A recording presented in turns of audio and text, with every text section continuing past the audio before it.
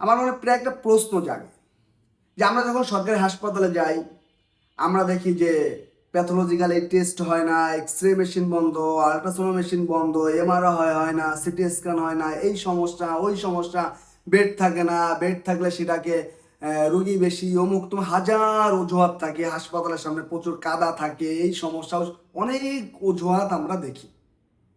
কিন্তু আমার প্রশ্নটা খুবই সিম্পল। হঠাৎ করে যখন ওই হাসপাতাল কর্তৃপক্ষ যখন জানে যে স্বাস্থ্যমন্ত্রী বা স্বাস্থ্যের ডিজি ওই হাসপাতাল ভিজিটে আসবে, তখন দেখি রাস্তার সামনে, হাসপাতালের সামনে যদি প্রায় ভাঙাচোরা থাকে, প্রচুর জলবদ্ধতা থাকে, সেটাকে কয়েক ঘন্টার মধ্যে তারা সমাধান করে ফেলতেছে। এই যে কয়দিন আগে বরিশাল সদর হাসপাতালে আমরা দেখছি, হাসপাতাল রং করতেছে, হাসপাতাল পরিষ্কার পরিচ্ছন্ন করতেছে, হাসপাতালে টেস্ট চালু করতেছে, যে সিটি স্ক্যান মেশিন চালু করতেছে, আলট্রাসোনোগ্রাম যেখানে 12টা 1টা পর্যন্ত হয় সেখানে সারাদিন আলট্রাসোনোগ্রাম হচ্ছে। হ্যাঁ, এই বিষয়গুলো দেখি, মানে এটা কিভাবে সম্ভব? মানে তারা সাধারণত কোনো সাংবাদিক গিয়ে যখন তাদের প্রশ্ন করে যে টেস্ট কেন হচ্ছে না, ল্যাব কেন বন্ধ, আলট্রাসোনো কেন হচ্ছে না, এই সমস্যা কেন, তারা বলে বাজেট নাই। আরে আমার বাজেট, মানে কথায় কথায় তাদের বাজেট নেয়, কিন্তু যখন স্বাস্থ্যমন্ত্রী যখন আসে তখন হুট করে এত এত টাকার আয়োজন কিভাবে আসে বলেন তো আমাকে। মানে এটি আসলে উৎসটা কি? হুট করে ধরেন তখন তো আসলে বাজেট করার আসলে সুযোগ থাকে না, বা মানে কিভাবে আসে এত টাকা? আপনি দেখেন, যখনই একটা হসপিটালে কোনো স্বাস্থ্যের ডিজি বলেন বা স্বাস্থ্যমন্ত্রী প্রতিমন্ত্রী কেউ ভিজিট করে, তখন তারা হুটহাট সব কিছু তাদের হয়ে যাবে। আর যদি একটু ডিক্লেয়ার করে আসতে পারে যে আমি অমুক তারিখে যাব, তাহলে তো ওই হাসপাতালকে প্রাইভেট হাসপাতালের থেকে উন্নতভাবে মনে করেন যে তারা পায়। আর হুটহাটভাবে যদি আসে, ওই কয়েক ঘন্টা আগে যদি শুনতে পারে যে অমুকে আসতেছে, সব কিছু ওকে, মানে ঘন্টা খানেকের মধ্যে সব কিছু ওকে, মানে এটা কিভাবে সম্ভব? জাদুর মধ্যে, মানে কিভাবে ঠিক করে? অথচ বছরের পর বছর ধরেও এই হাসপাতাল ঠিক হয় না। হ্যাঁ, আর জনগণ কিছু বললেই জনগণ খারাপ, জনগণ ডাক্তারদের সমালোচনা করেন, এইটা করে। হ্যাঁ, আমরা বলি না যে ডাক্তারদের সীমাবদ্ধতা নাই, ডাক্তারদের অবশ্যই সীমাবদ্ধতা আছে।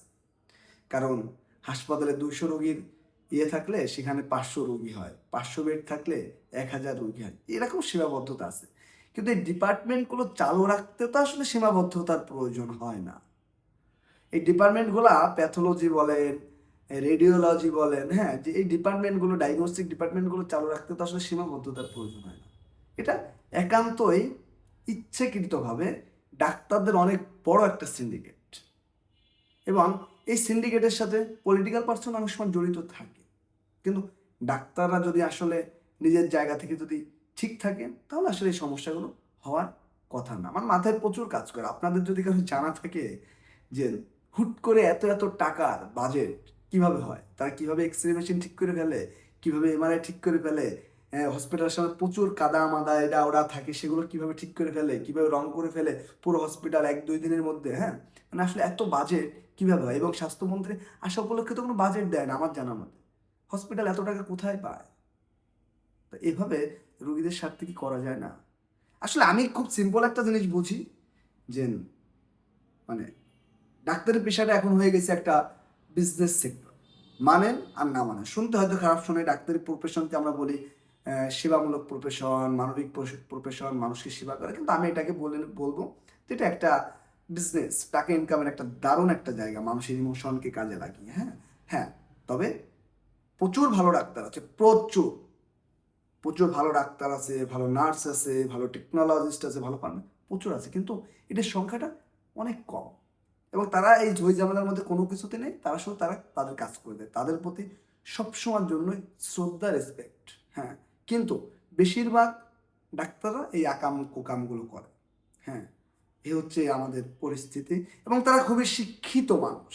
আমরা তো ধরেন অশিক্ষিত ভাই, মূর্খ, সাধারণ জনগণ, শ্রমজীবী মানুষ। হ্যাঁ, হ্যাঁ, আমরা পাই না দেখে আমরা বলি, কিন্তু তারা খুবই শিক্ষিত মানুষ, যার কারণে তারা শ্রমজীবী মানুষদের টাকা চুরি করে তারা বিলাসী জীবন যাপন করে। বিষয়টা অনেক সুন্দর না বলেন?